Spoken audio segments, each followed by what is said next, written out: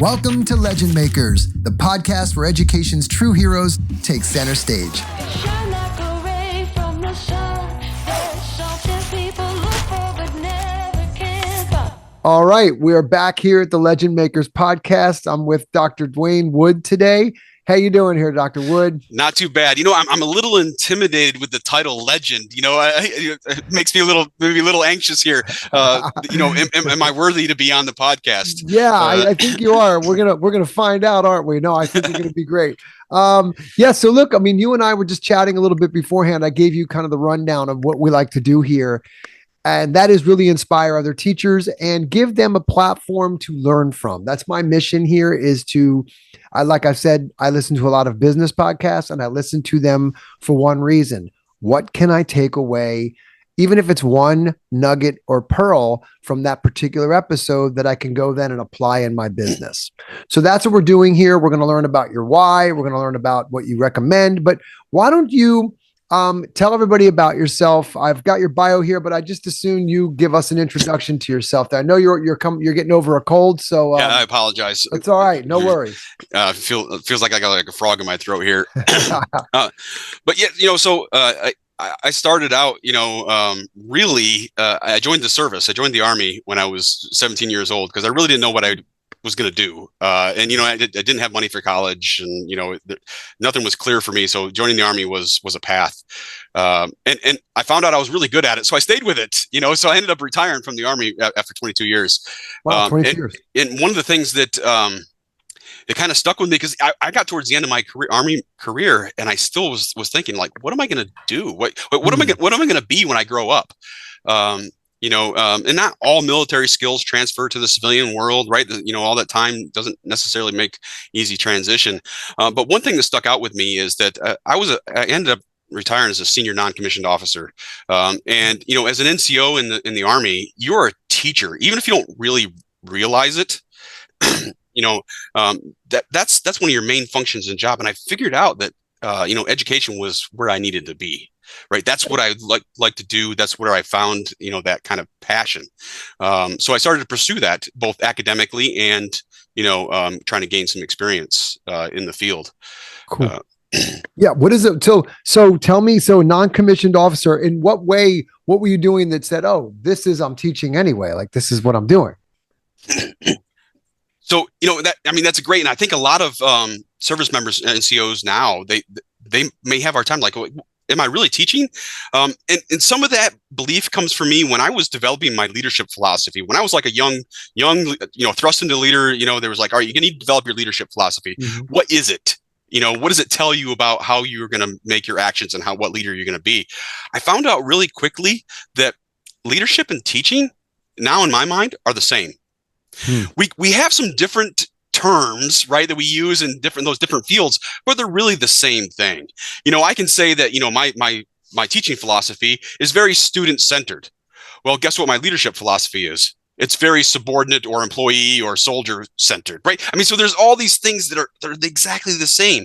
So I would say if you're a leader, you already have a lot of the structure and thinking that goes into being a teacher. And I would say as you climb the ladder of leadership, you get more and more of being a teacher, and then you start making those shifts to like coach mentor, like as it goes on. But I can tell you, just like an average day, like I may find myself in the orderly room or wherever we're at with my troops, and it's like, okay, what are we doing?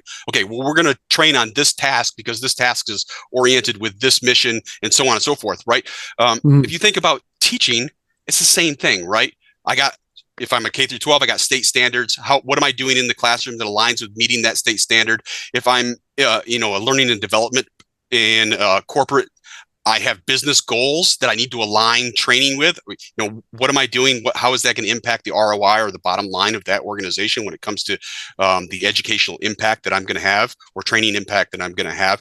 It's the same thing as an NCO. You're driving that for your organization. You're looking at what your mission set. And what I really like about that experience was not only are you looking at your current mission set, you're trying to forecast what your future mission set is going to be because you need to train for that. You need to be ready for that because if you wait until that mission comes up, you don't have enough time, right? Time becomes the, and that leads me to the kind of the other aspect of, is learning to work with resource constraints. Mm-hmm. You're never going to have everything you need. So, I like to tell as your resources become more constrained, your thinking needs to get broader, right? And that's, I think that comes in my influences also my thinking on technology, especially technology in education. Is there? I always get this sense that there's this feeling that technology is the solution, and yes, it can be, but it's not always the solution. Right. Excuse me. And what I mean by that is I used to do some of my best training or education outside scratching in the dirt. No resources except what nature provided. But that stuck with the students. It produces those learning outcomes that I was trying to achieve. So it worked, right? There wasn't a need for technology. Honestly, in some of those situations, when I think back on it, if I would have injected a technology into that, it probably would have hurt the educational outcome. So that's what I think is a missing skill that comes along, and it fits a lot of like career fields like instructional design, teachers, the L&D. All of that is really understanding and being able to explain why whatever you're using is being used and the impact that's going to have on student learning. Right. If you can't explain that, then to me it's like, why are we doing it, right? Why are we injecting it? There has to be an explanation and understanding of why we're doing it. So you've got a lot there. So let me kind of go back to teacher, leader, and I want to get back into your story and your path to where you are today, and then you can tell people like kind of what you are today and what you're doing. But you said a couple of things. Leader into a teacher. I think teachers are leaders. So you said the same thing, right? So it's kind of both ways. And then working with limited resources. So I want to touch on two of those things. But before we do, go back to, so you 17 years old, you go into the Army. You spend 22 years in the Army. Okay, you come out of the Army, and now let's think about who we're talking to here, right? So we're talking to educators, primarily K through 12 educators. We work with a lot of K through 6, K through 5. So tell us your story after you get out of the service. So you're in the Army for 22 years. And then what? How do you end up in education, and what do you do in the educational space? So, when I retired, I already had a master's in education, and actually I was looking and moving towards the K through 12 environment. Being a teacher there, I actually volunteered with like junior achievement. Because that was a great opportunity to get into a classroom and kind of, at different levels of grade, especially at the elementary level. And then I was substitute teaching, right, when I could, at different schools, at different grades, different subjects. I was just trying to figure it out, right? And those were great ways to do that. I ended up doing a lot of almost substitute teaching, for a Navy JROTC school, which was fantastic because I was able to apply some of the military stuff right at the same time. So I loved it.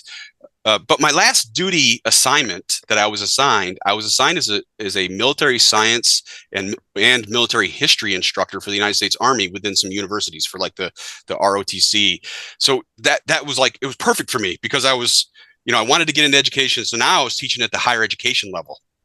Right. Okay. Both, I was teaching freshman and sophomore basic leadership and soldier skills. And then I was teaching juniors and seniors U.S. military history.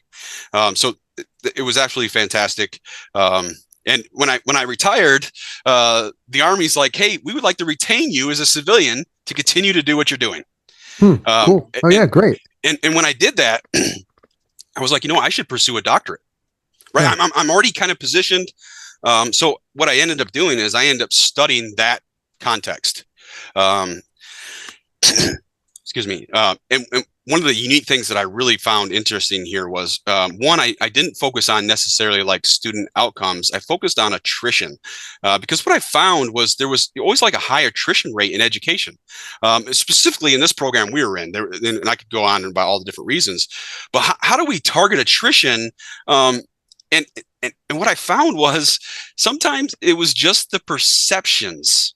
And I related that to self-efficacy, right? The belief that I can achieve whatever task I set out forth of that. And then I was like, well, then how do I overcome that within the program? And the solution was simple. And it increased the retention immensely. So that those And are what like was those, this? What was the solution? the solution was sit down with the individual and understand what their perception of achieving the outcome was, and then create an alignment between the instructor and the student on what those expectations were. That's it. Super simple. Okay. The other outcome that I found on this is the group that I was studying, the instructor side. I did some like observations of this conversation, and there was like a pre and post. Well, in the pre one, it was almost 100% instructor talking. I did like a word count on their observations, almost 100% across the board. On the second one, with no prompts, no anything, it equaled out almost in a 50-50. It's almost like having that conversation influenced both parties to have a more equal conversation about achieving the program's outcomes.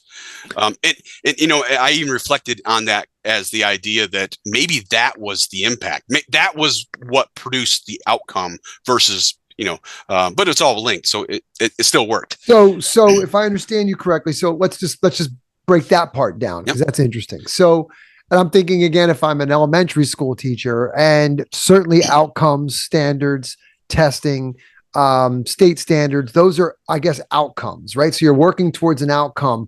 But what you were focused on, and a lot of these schools are seeing an attrition as well, right? Student attendance is down, especially I think in high schools. I think elementary, it's probably not as controllable, but like, certainly high schoolers can opt out and this and that. So I think there's this, I would call that attrition. And so maybe what you saw, what you observed was, as opposed to just focusing solely on the outcomes, look at more of why the attrition exists and have the conversation with the student. Have a mutual understanding of what it is. What does that outcome look like?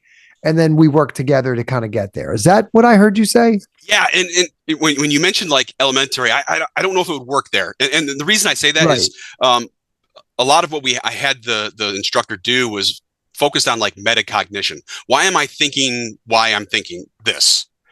So it has to be an audience or school level that they have the ability for metacognition. Or maybe they got the ideas and this helps them along in developing those skills. Because part of that conversation was some self-reflective aspects of it, right? Give me an example. A simple standard in this program was a physical, right? They have to. I'm sorry, what kind of program was it? So this was a military science program. So military science. This is for a college aged individual is going to college but wants to get a commission in the United States Army. They can go through this program through 4 years and then be a second lieutenant upon graduation. Right? So what's really great about that is the Army will pick up your bill and if you earn a scholarship, right? So it's a great way to graduate with being debt free. Is that what you did? Yeah, I didn't. I was a non-commissioned officer. I was the guy that raised his hand at and said, I'm going to enlist for so many years. The commissioned officer are your leaders, your planners, your strategists, right? Your non-commissioned officers are your tactical leaders. Right. We take what those plans are and put them into action. Right. Okay. And trainers, right? Mentors, coaches, all that stuff that all kind of falls into that bag. So you do 22 years, you come out, you already had your master's in education through that. So you did it while you were there. And then you come out, you get your doctorate.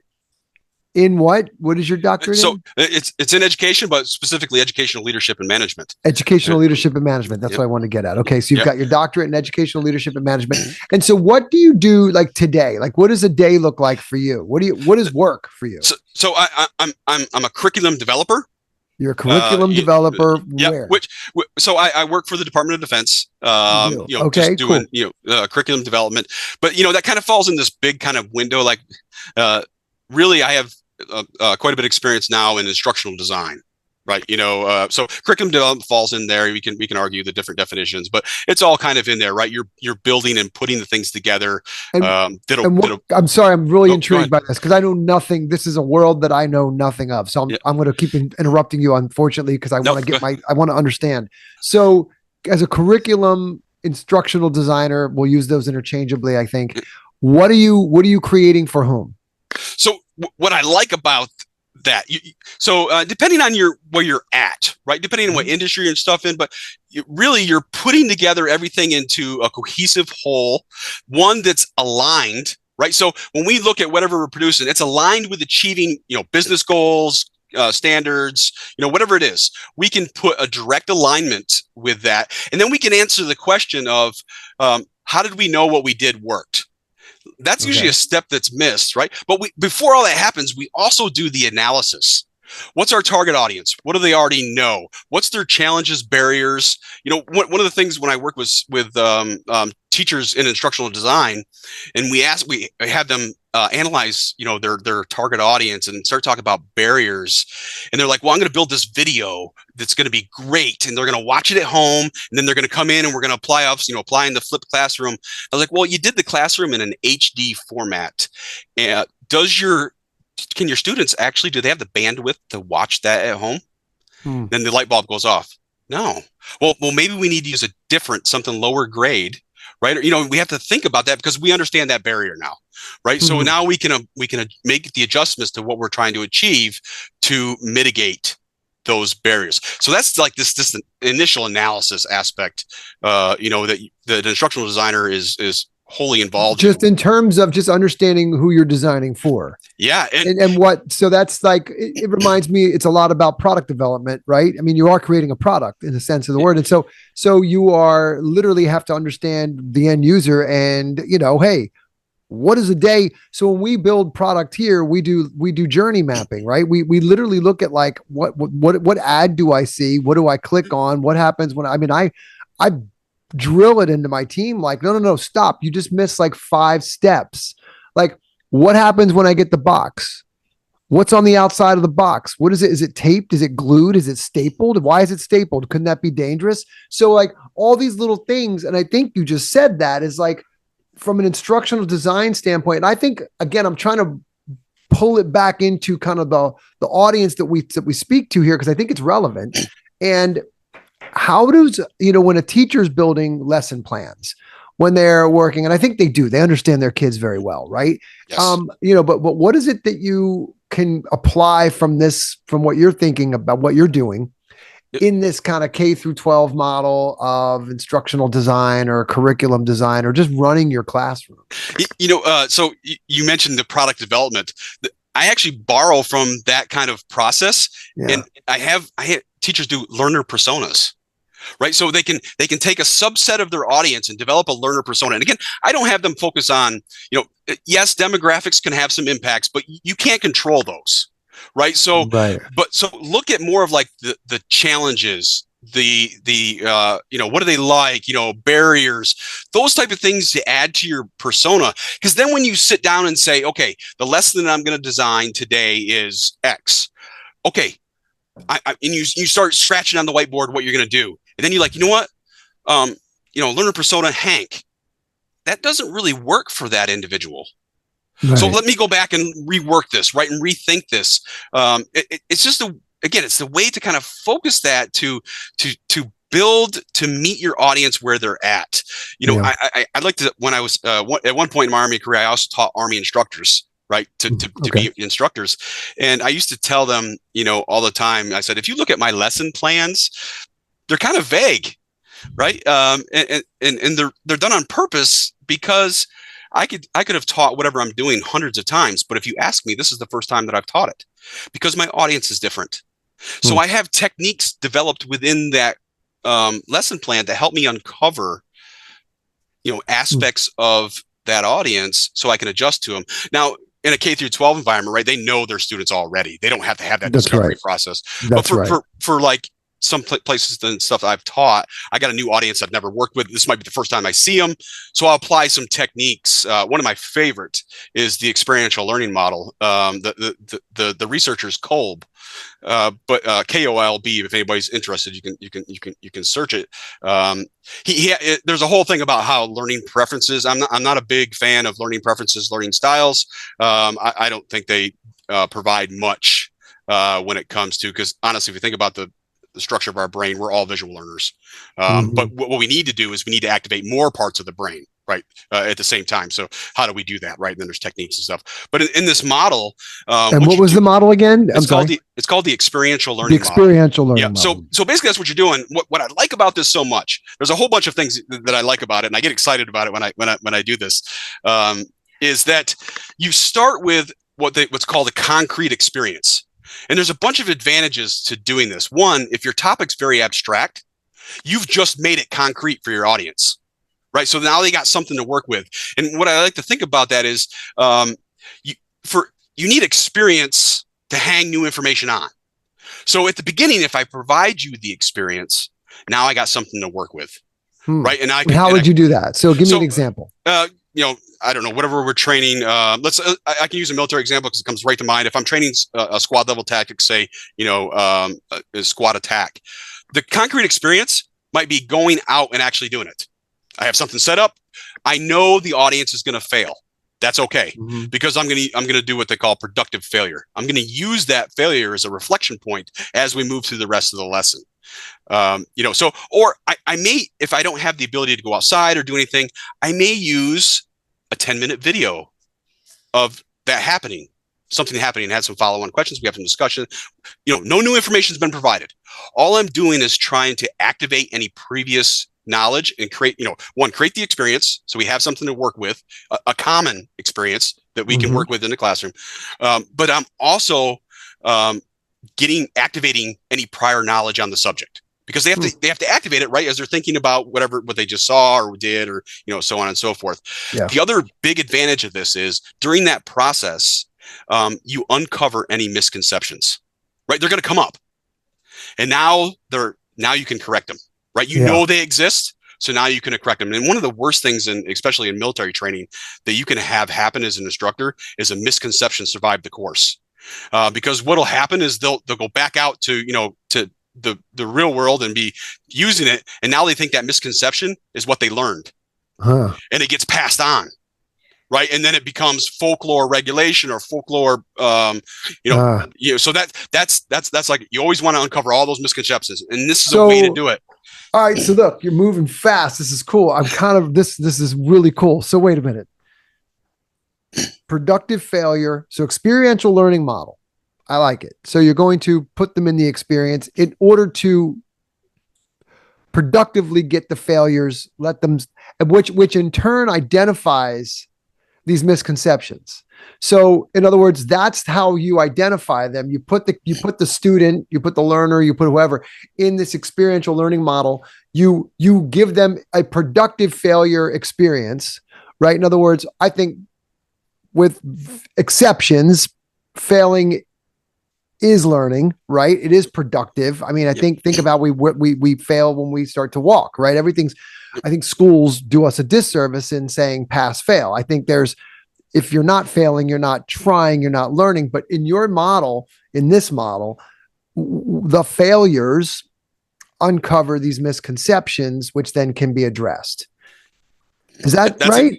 That's exactly it. It's almost like a just-in-time teaching technique, right? So as you're doing this, you're uncovering this stuff, and then the next phase. I'm digging all your buzzwords, by the way. I love I love them. Like I love the learner personas and the experiential learning. I'm just borrowing. I love them. No, I think they're great because they described so well. But so the next phase after that, what is called the concrete experience, is what they call the publishing process, which is a reflective aspect. Right.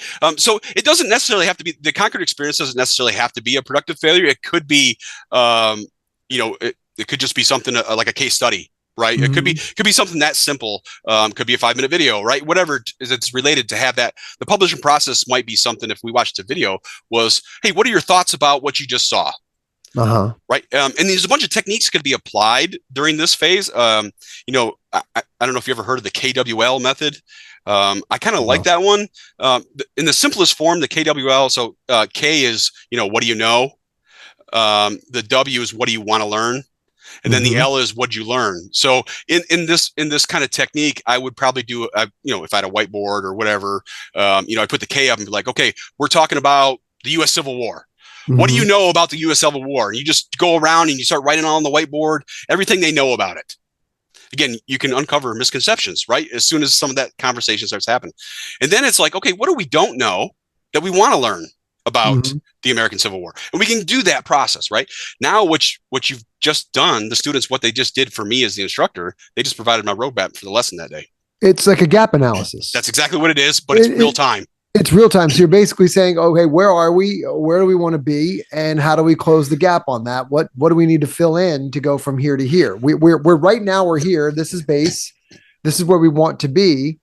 And how do we close the gap? Right. That's why, can you imagine why you got to be kind of an experienced instructor, right? To apply some of these methods. For sure. You got to feel confident up there. You got to know your material, because you don't know where that lesson's going to go. But I would argue that that's where, whatever the students you identify as gap, that's where you want to go. Otherwise, right, I'm covering the same stuff they already know, right? Now they're getting out, they're not as engaged, right? So that's just one technique that can be used. I bet there's a lot of flexibility to do this in, like, again, I'm going back to like only my experience because it's what I know, is these after school enrichment programs, like in STEM world and all this kind of stuff, like after school STEM, after school enrichment. I think, because I think in the class day, there's a lot of constraints on what educators can do. Obviously they've got to follow, but in these after school and these electives, especially in the STEM space, I think a lot of what you're talking about is applicable. It can be applied because you've got some flexibility. And I think about just the people that use our program. We always start with like a video of the real world scenario that they're going to then emulate, right, in the classroom. And so it gives them kind of this baseline of, okay, well, now we're kind of all work from the same starting point. Who kind of knew some of that? Who didn't know any of it? And then where are we trying to arrive? So that's kind of how we use those videos. In fact, it's not kind of how, it is how. Yeah, exactly. The only piece that I would put in there would be, again, is depending on your audience, right? If you have an audience that has like zero or no experience with what you're doing, that reflection piece can be hard, right? They just don't have the experience. Though you can ask them about their feelings or their responses to, because if you can tie something other than cognitive to a learning thing, that means more parts of the brain are firing. So, the old saying is that neurons that fire together wire together, right? That's why, like when we hear a song, a memory is produced because those things are been tied together when our neurons fired at the same time. So if we can do the same thing, if we can tie an emotion or a feeling to, something we're learning cognitively. What was that expression again? I like that one. So neurons that fire together wire together.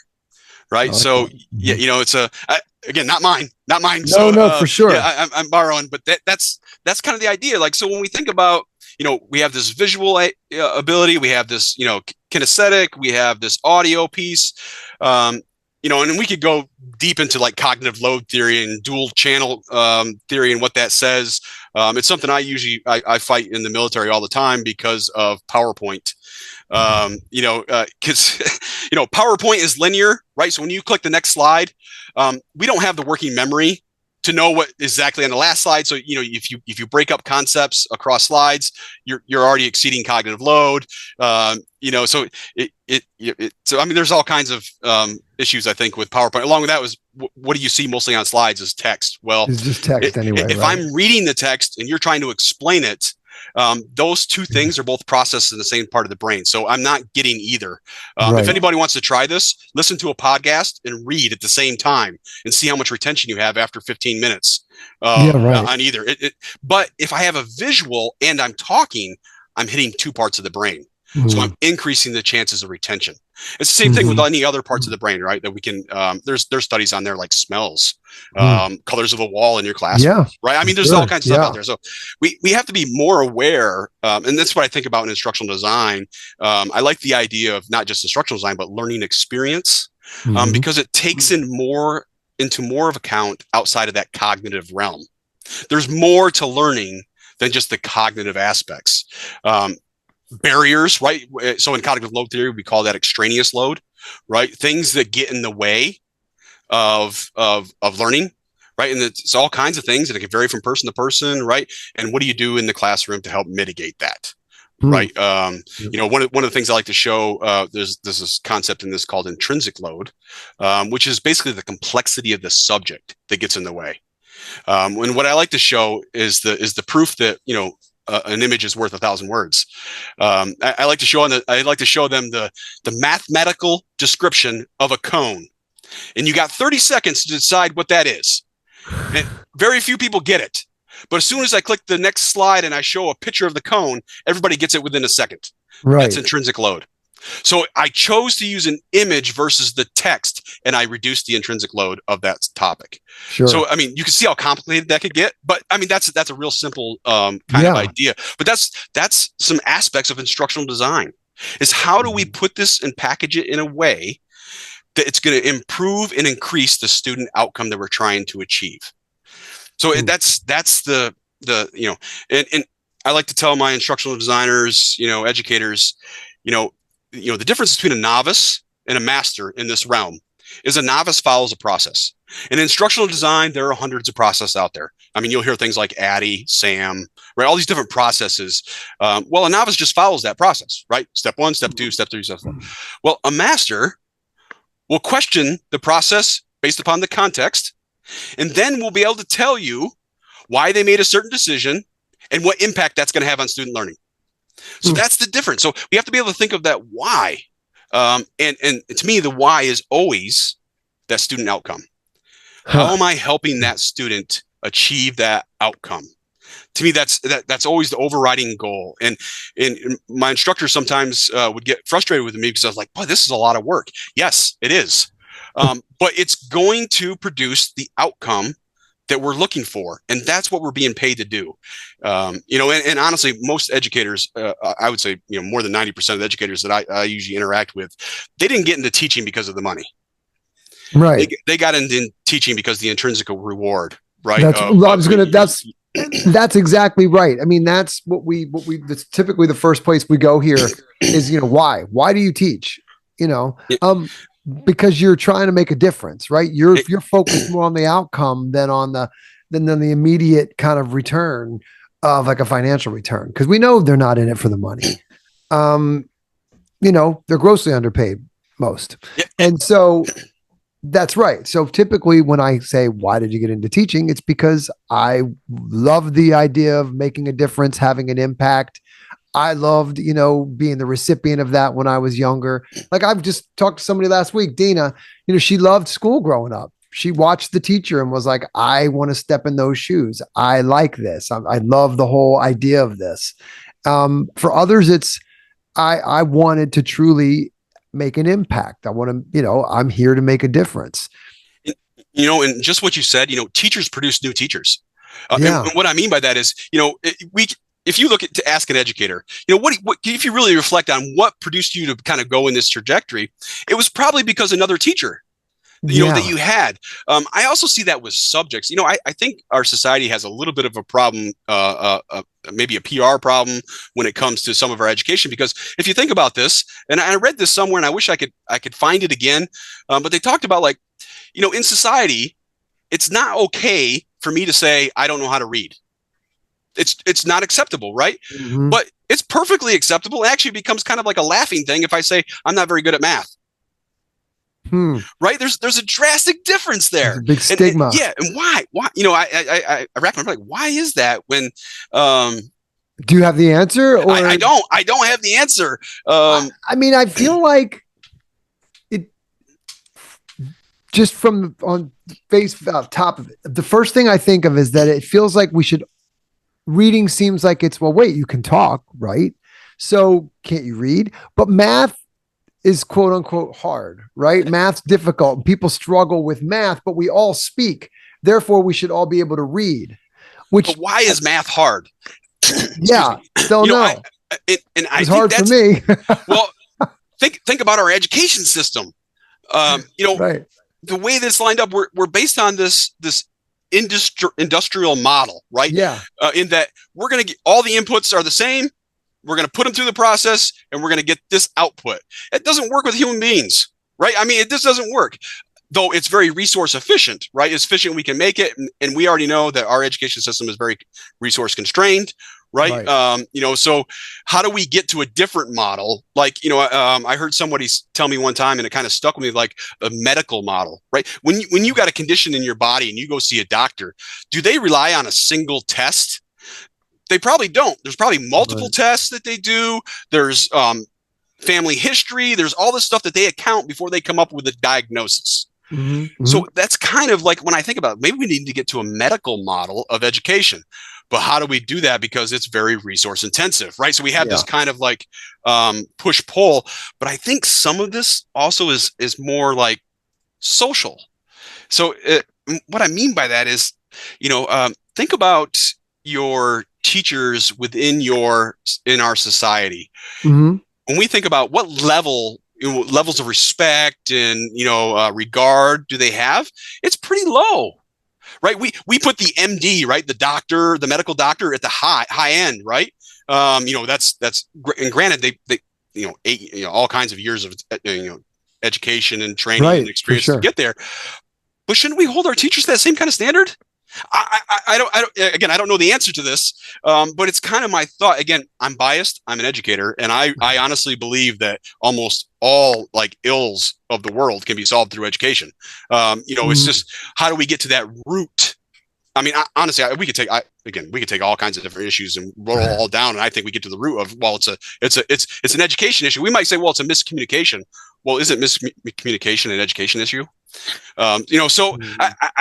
That's the kind of my. So you have the mindset and the belief that all things boil down to an education. It boils down to education. I do. I honestly, I do. And now my education is a wider scope than just that cognitive aspect. Right. Honestly, experiential. Well, more than that now, especially when we start talking about these artificial intelligence stuff that's out there. Yeah, let's talk about that. Yeah. So I begin to think. So when I think about all this stuff. I begin to think that there are some other skills that are more important now. Critical thinking, creative thinking, cultural competency, right? All these, so there's some bunch of things that have become more important than maybe our writing ability. Tell me about cultural competency. What is that? So that's the idea of like, if I'm interacting with another culture, I'm interacting in a way that's not going to cause conflict. Right. I understand the culture. I understand. And honestly, I didn't really think about that until, the Iraq war.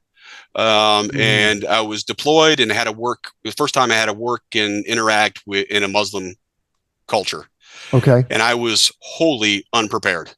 And the Army caught on and they started producing teaching us about culture so we can interact more appropriately, with different cultures. And when I got into military history, what I found really ironic is that I could go way back in our U.S. military history and find that we relearned those lessons like every time. I actually used that in one of my military history lessons. I put up on the board, there was 5 lessons learned. I actually pulled them from the 1899 Philippines insurrection. So the Spanish-American War, right? I pulled them up there, I put them on the board, and then I would ask the students, all right, when did you think the U.S. military learned these lessons? Almost 100%. It's the Iraq and Afghanistan war. One, it's recent to them, right? They understood that for sure. But they understood that a lot of those most of them were cultural lessons, right? Cultural lessons of war, right? And they're like, no, we learned this in 1899. We're doomed to repeat the mistakes. We just go back in completely forgetting what we learned the first time. There's an old saying that we're always fighting the last war, right? So we trained and prepared for the last war. That's what we're ready for. But then something new, and we're not ready for it. And that's what I kind of mean about when I was talking earlier about how you had to not only train for your current mission set, but kind of project and forecast what your future mission set was going to be. So what is that in education? Let's talk about education then. Like, what does that look like to you? Or where do you see education going? What are you excited about? What do you feel good about? And let's focus on the positive. Like, what do you feel good about? excuse me again. One of the things there's a lot of pitfalls, especially I think with this generative AI, and a lot of times I get asked like a specific question, and my answer is always, well, it depends. Can you give me more context, right? Because the context matters. Okay. Yep. But what I think is exciting about this is I think there's great potential to augment and improve learning using these tools. Okay. But we have to come to the mindset that it's an augmentation, not a replacement. So what does that mean? That means we have to have some different skills, right? One, we have to emphasize critical thinking and all the things that fall into critical thinking. We also have to, we kind of talked about it already, metacognition. Why do I think this? Why do I believe this? Can I point to all the sources and my reasoning behind this? There's a great technique. I wish I could remember who it did, but it's the 5 whys. I don't know if you ever heard that. But no, what is that? So basically the technique is if you give me a statement or something, I'll say, why? And you'll have to explain why. I'll do that 5 times. Yeah, I like to play. I call it the so what game. Yeah, same thing. Okay. Right? I always ask my team to just play the so what game because it's like peeling back the layers of an artichoke. Eventually, you're going to get to the heart of the matter. Yeah, exactly. So what? Well, it does this, this, and this. So what? Well, that means it saves you time. Well, so what? Well, if you go to the bank, so what? And then they go, oh, aha. Now we see. And I love playing the so what game. You can play it. So you call it the 5 whys. That's awesome. 5. Yeah. And that whenever, again, I use this all the time, I would tell my instructors, play the 5-year-old, right? Yeah. Every time they come back with something, say, well, why? Yeah. And then you can get deeper. Now, sometimes you have to pause at a why because there's further research that needs to be done, right? They got to go out and find stuff, which is a great opportunity for information literacy, which is another skill that's got to be further developed, right? There's, talk about that. That's interesting. So, information literacy. Yeah. So you and I, right? When we were in school, we were given a textbook. Yeah. Right. And all the right answers were in that book. If we needed to go find research, we went to a library, right? We didn't have to sources we didn't have to question because there were few. And, think about now. I have almost unlimited information at my fingertips. That's right. Doesn't mean that information is good. Right. I used to use the analogy with my students. I was like, look, I can drive anything. They're like, oh, you're that good. No, I just said I can drive anything. I can't drive it well. Right. So it's the same idea, right? Of information. We have to be able to have the skills to look at what the information we're finding and ask questions. And how do you develop informational literacy? Inquiry-based activities. So what I mean by that is think about when you went through school. We got really good at answering questions. Yeah. We weren't so good at asking questions. Right. And this way, I'll link this to my teacher as a leader and leader as a teacher. In my experience in leadership, seeing leaders above me, good, the bad, the ugly, myself and my mistakes. And, when I was going through it, I came to this core belief that good leaders know how to ask the right questions. That's right. Right. So it's, how do we develop that skill? Right. To me, that's a skill. It's called curiosity, right? Yeah, it's called being perpetually curious and maybe having a sense of a healthy dose of skepticism as well. Yes. And being able to frame questions correctly. It's one of the things I like about, that I can use in this, say ChatGPT or Perplexity is because I like to have students do this in an experiential way. I won't tell them anything, right? Especially if they haven't had any experience with it. And they'll put a general question and they'll be like, man, this thing is terrible. Yeah. It is because your question was terrible. Ask it. Right. So that was another way of this inquiry, improving that ability to know how to ask the right questions. Well, I guess they call that prompt engineering. Yeah. Well, that's the fancy term for it, but it is. I mean, how do you interact with these models? How do you push it to get the types of responses that you're looking for, right? What are you asking it? Look at the quality of the questions. That's going to tell you the quality of the responses. But I not entirely. Well, yeah, I know. I think that's you're right, because the information could just be patently false, and then you've got to look at if I use it, you've got to I I can't tell you how many times I've asked it to do something. And I know I'm like, that's old. I told you, like, I asked you for something within the last, and it'll come back literally. Like I'll say, like, wasn't that like in 2022 when I asked you for 2000? Oh, I did not.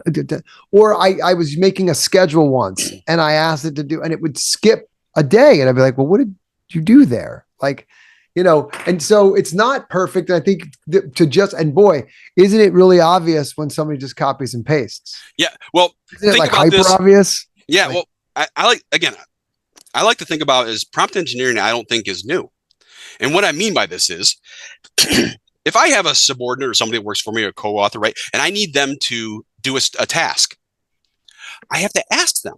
Yeah. And I have to give them my intent. Right. And I have to give them. So it's the same thing, but now we're interacting with the computer. So Steve Jobs always was very big about that. He always said, you had to tell somebody, when you ask somebody to do something, you must explain why you were asking them to do it. Otherwise, what's the intent? What are you looking for? Exactly. And being the level of detail. And again, I pull this from my military experience. Look at a military operational order. Yeah, it's truly a prompt, right? But it has all the specifics and all the what you need to do. And it might not tell me exactly as the tactical person on the ground. It might not tell me exactly what I need to do, but it gives me everything I need to accomplish the task in the way that I need to accomplish it based upon the context I see in front of me, right? So that's kind of like I think of the same thing when I do this. So, and I had one student one time, I asked, there was like, I like to do these, like, I call it educational labs. So what it basically is it's this basic kind of like tasks that they need to accomplish within an instructional design context, but experiment with using generative AI to help them accomplish the task. Right. And that's kind of all they get to do. And I remember I had one student come back and some of their feedback was, it took me longer to get the prompt right than just to do the task. Well, yes, right. But are there ways that you could have used it to augment what you were doing or help? Yeah. But there's a pitfall there, and what I mean by a pitfall is, what happens when something becomes efficient for us? We become lazy thinkers. Right. If it just does it for us, well, we don't think about it now. Right. We accept it. And we move on. That's something we always got to be aware of. The other, in the same kind of vein, the other thing that I always kind of push on this is the idea of confirmation bias. So not only do you have bias in the training data, right, that we all kind of hear, we see on the news and, all over the place, but just how you ask the question and how this system is going to respond to you already injects confirmation bias. It's going to give you the answer you're looking for. Yeah. So you always how do you deal with that? How do you hedge against that? So how do you hedge against confirmation bias in your own? Always have to combat confirmation bias. Always. Because it's just a natural human thing. Right. So some ways, right? One, ask it the exact opposite thing and see what it produces and then compare what it produces. Maybe it doesn't produce something that, or produces some doubt in your mind, or maybe it produces where this nexus where they join produces a way for you to go research now, right? In sources that and you can do it. So it's a starting point. It's not the end product, right? The other thing is just to do research, right? Hey, what did it tell me? All right, let's go see if I can find something. Even in like academic research, right? So when I'm got like an academic peer review journals and all that stuff that I'm looking at, I may pose my keywords in a way that may inject confirmation bias. So I have to actually do it multiple times to see if I can uncover things that may be opposite what I think. And then be like, all right, did I find anything that was exact opposite of what I was thinking? Well, I found this one, but it was kind of on a fringe journal, right? There wasn't a lot of data, right? So I start evaluating that source compared with the 15 others that I found to support. You see what I'm saying? Right. So it's not a simple process, but that's information literacy. That's doing your due diligence and ensuring the information you're getting and being able to explain why. So that's interesting. So don't you think that is the kind, because I don't think that's being taught at like the elementary or high school level, that kind of information literacy. Wouldn't it be great to have a course on information literacy? So I've seen some programs Some, across, right? There are but I some. think it's so important when you think of where these kids are going to be growing up. I think that might be an essential skill, quite frankly. Yeah. I to would also, discern like deep fakes are going to be wild. yeah. Like you're not going to be able to trust anything you see or hear soon. Well, look at and this is just my observation here. But if I pull like a news feed, right? So I don't know, the whatever MS comes up, right, and it has like this rolling feed of news articles.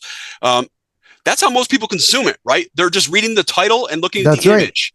So the titles are titled sometimes in such a way that would indicate an exact opposite of if you actually read it. If it's how many people have read the Constitution and actually understand their individual rights based upon the Constitution? Well, they might see something, a news article come across that's actually, they know is in violation of their, constitutional rights, but they believe the news story.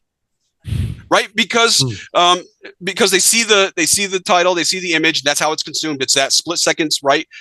There's that emotional. That's the other aspect of is understanding the when you're looking at something and going, okay, I'm having some kind of emotional response to this. Why? Right? It's that metacognition aspect of it. I can read a news story, and that news story is going to be.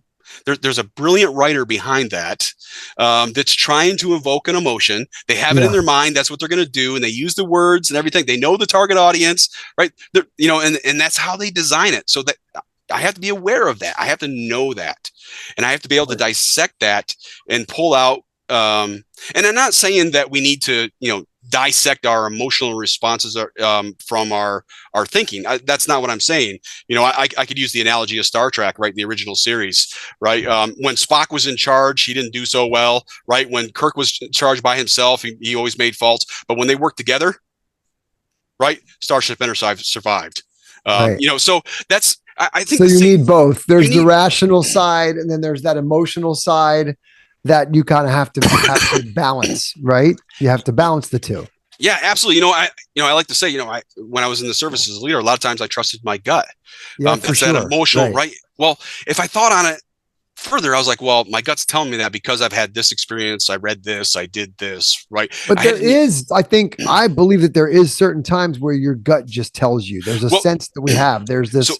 It's our lizard brain going. Yeah. Well, so I would do that if I were you. there's a process or a I don't know if you want to call it a theory, a concept, whatever you want to call it. Maxwell Gladwell kind of brings it to light in his book Tipping Point. Malcolm Gladwell. Yeah. So the idea, and we do this in military training, we call it muscle memory is the term we use. Yeah. But when you're first learning something, your whole brain is involved.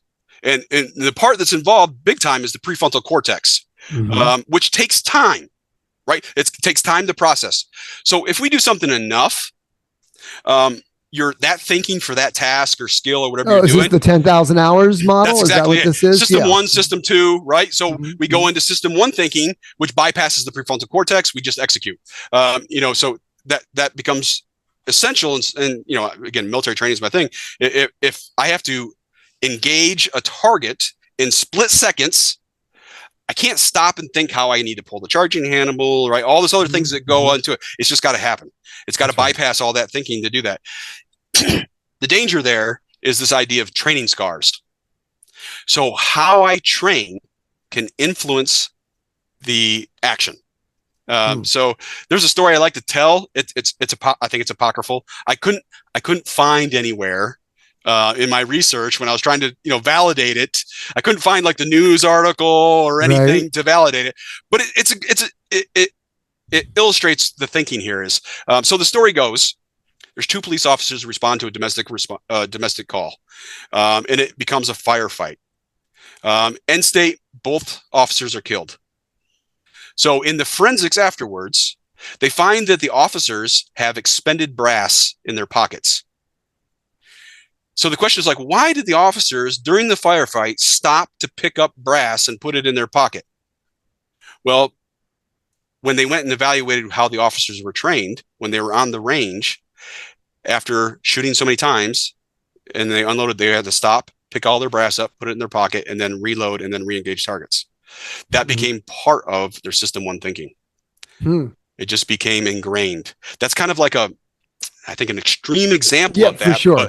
But we have to be careful on how this is an instructional designer, a curriculum developer, right? A teacher is looking at that stuff because, again, my philosophy on education and training, and I use those terms, I separate those two terms, but is that if I can't help you make the connection between what I'm doing or what we're doing and how you're going to apply that in your real world life, work, whatever it is, I'm doing you a disservice.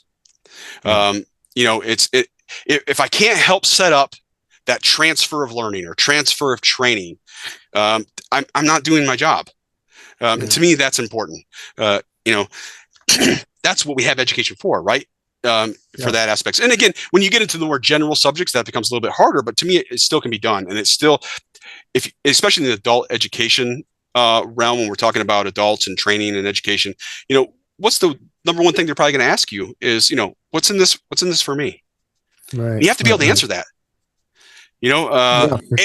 And you have to be able to modify that. But I'd argue that some of the younger kids want to ask the same kind of question. I think it's framed in a different way. When am I ever going to use this? Yes, absolutely. So, it's that idea of putting it into an authentic setting. One of the courses that I had, it was a fabulous opportunity. I got to help design and teach an instructional design course where we actually use generative AI as an instructional tool. So it was like this kind of first foray of like, how do we use this to improve student outcomes, right? In this instructional design context, so that, thinking about all that, how do we, why, again, we asked the whys. It was like, well, why would we do that? Why would we insert this generative AI, which a lot of people are saying is cheating? There's academic integrity issues, right? All this ethical stuff that's involved. Why would we even put it in the system or put it into this course as an instructional tool? And the answer came after we were, had discussions was, what? In the learning and development sector of instructional design, using AI is almost normalized now. So if I am sending a graduate of this program, instructional design and learning experience and educational technology, out to the workforce, and they have an interview, and one of the interviewers is going to ask them, what's your experience with using generative AI? They got to be able to answer it. They sure do. Right. So again, I took a very experiential approach, right? It's just what I like. That's how I like to do that. Again, I was at the master's level too, so I can, I understood the context. I knew what I was getting into.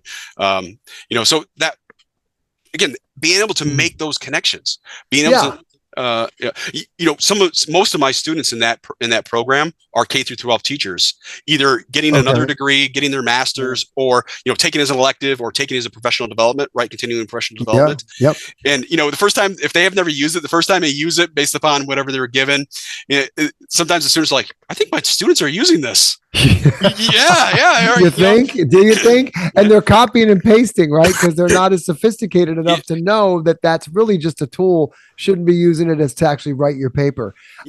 I think there's a lot of relevance here for the K through 12 teachers, because I think there's so much changing right now that, and I love.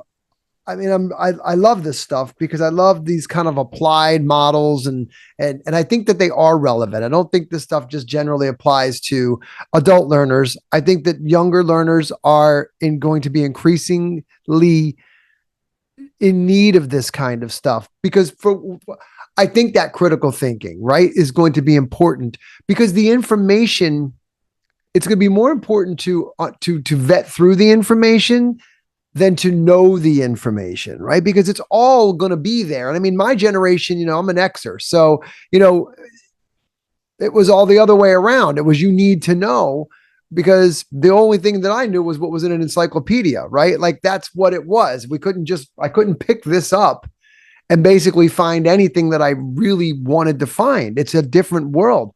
So as we kind of wrap this up, I want to, if you were working with a group of, let's say, K through 5 teachers, and you had one piece of advice to give them, like, hey, this is going to be your sign off, like, hey, this is what I'm leaving you with.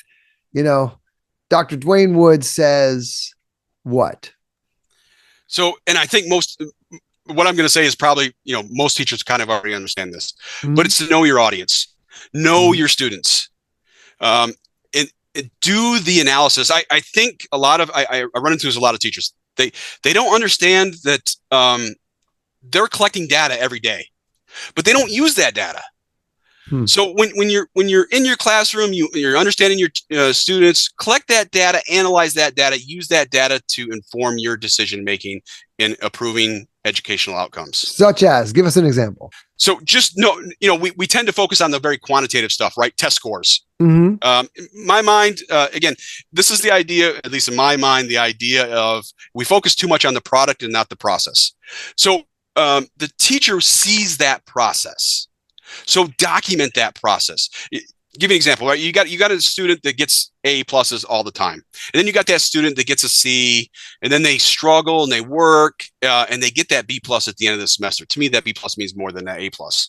Mhm. Right there's so understanding that process, because now if I'm watching that process go along as a teacher, I can challenge that A plus student, right? Hmm. And I can understand the barriers and everything that's maybe hindering that C student to get them, so that's what I mean about collecting that data. Sometimes it's very qualitative. We Hmm. can't put a number on it, Yeah. and that can be frustrating. And I think teachers discount um, that experience in their data. So being able to capture that and using that, you can use your quantitative data also, and bring those things together to better understand what's going on to implement better, more effective solutions. And then just to tag on, I know you said one, but the other one is Sorry, no, it's good. take an iterative approach. Understand that the first solution you put in place is probably not going to work, and Mhm. learn from it. What had worked, what didn't, what am I going to change the next iteration, and continue that iteration, right? We're never going to have that perfect product right off the front. We got to iterate with it, and then Yeah. bring everybody in, bring your peers in. Hey, look at what's doing. This is what's working for you, right? And being able to do that, and there's I think it's Paul and Elder. They have a critical thinking model, and it's called intellectual. I can't even talk now. Intellectual humility, right? Being able to say, look, I might not know Mhm. exactly what's going on here, so I'm going to pull in a peer. Hey, you mind looking at this and seeing what we got, right? So much learning happens there, So and so much improvement happens just in that simple. The that's a conversations we've recurring had. theme. Yeah. That's a recurring theme. So those two themes you've just said are things that I've heard now. I've been doing this podcast now. I think you're going to be guest number 12. And now I've talked to a lot of teachers over the years. I haven't spent my life in education. It's been really relatively new for me. But the things that I've heard more recently are that what you just said, just start, iterate your first viable product, which is going to be you as an educator, or your classroom experience is the MVP, a minimum viable product, is going to have bugs, right? But the only way that you know what those bugs are to go out and put the product into the market and let it be used. And then you're going to find those quote unquote misconceptions, right? This goes all the way back to productive failure. So you're actually having the educators go. You got to take that first step. Use the analogy of learning to walk as a child. How many times do you fall? How many times do you come close to banging your head on the table? Or sometimes you do, but you learn from those bangs, right? You learn, ooh, and then you get back up and you walk some more, but you keep getting up and you keep going. That was part one. Part two was, and I go back to, again, things that I heard is peer networks. It's the goal of this, right? So don't try to go it alone. Find the people that are doing the things that you want to do, or if you have a breakthrough, invite others to come talk to them about that. Ask for the help. I think that not enough people, they're afraid to ask, when in fact, most quote unquote successful people that you aspire to reach that level are more than happy. In fact, I think they find real value and real fulfillment in helping somebody else that wants to aspire to be where they are. They've come there. They've fallen down a lot of times.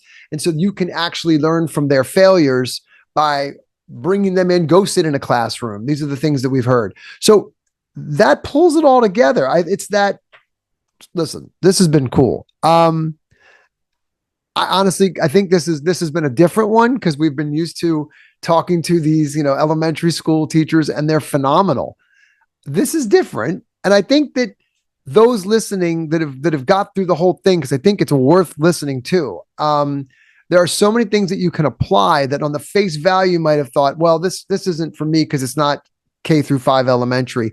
But I'd argue that there's so many relevant things that we've discussed here today, like productive failure, experiential learning models. I love this whole idea of critical thinking, inquiry-based, learning how to work with these AI models because they're going to have to be done. And this is the way that education is going to have to evolve out of the industrial model that we've been using for the last 100 years into the next generation of learners and with the kinds of skills that they're going to need. And quite frankly, there's a lot of teachers doing some really cool stuff in their classrooms. They know this, they see it, and they are taking stock of their students and what they're struggling with and what they're dealing with. And this is a big distraction for them in a lot of ways. So in fact, it's a major distraction because the kids are all, their heads are down. Boom. All right. Well, look, this has been great. This has been an hour. It flew by. Where can we find you? Like where can, and we'll link to it in the bios and everything like that in the show notes. So I'm not on a lot of social media. I don't think of myself as a thought leader. I think of myself as an educator trying to figure this out just like everybody else, all the other educators are out there. But I like to share what I find, my successes and my failures. It was why we published the paper we did. What paper is that? So there's a paper out there. It's open source. Anybody can find it. Basically what we did is the course that we talked about, like that we use generative AI as an instructional tool. We collected data as we were going through the course and then came up with some conclusions based upon how it was done, maybe some best practice to think about, future research. What do we need to know? Where are the gaps? And we published it in a paper. We didn't publish it because, it's producing this great new theory or, we published it because we wanted to share with as educators out there that this is what we tried. And this is what did. I mean, a lot of it was success. There was some failures in it. I'd like to read it. What is the name of the paper? So it's called Evaluating Generative AIs in Educational Contexts. If you do that search on Google Scholar, it'll come up. If you will send me the link to that when we're done, and what we'll do is we'll link it right in the notes so people can just click it because I think that's probably a cool read. Yeah, it's very practitioner oriented, right? So you're not going to find a whole bunch of theory, and it's going to be like, this is what we tried. Yeah. And I tend to be a very straightforward writer, so it tends to be pretty. So AI didn't write it; you wrote it. Yes, yeah. So it's again, sometimes though I've written things that I've asked, then I've put through the AI detection tools, and it's like, well, this is 100% match. Well, no, it's not. I wrote it, right? I guess I think like it does. So all right, yeah, but yeah, so it's again, it's meant to be very practitioner oriented, action research, right? Cycles. So we'll link to your paper. Yeah. We'll link to your paper. We'll link to you're on LinkedIn. Yeah. And so we'll get you on LinkedIn. I know you're not super thing. And I don't know. I mean, I've just joined Blue Sky. A lot of teachers are moving over there. They're making an exodus off of X, whatever. I don't judge either way. I'm on both. I like to work both sides of the fence there. And, but they're over there. You might want to think about, there's a lot of educators on Blue Sky. I'm finding a ton of them that I'm seeing people that I know have left X. And I'm like, oh, you're over here. Okay, cool. And it's fine. We can talk over there. All right. Well, listen, Dr. Wood, this has been amazing. I appreciate your time. I think this is going to be a unique episode, and I'm going to push this one out. It'll go out next week. So we'll have everybody get listening to it there. Thank you for your time. I appreciate it. No, thank you. Thank you so much. All right, man. Take care.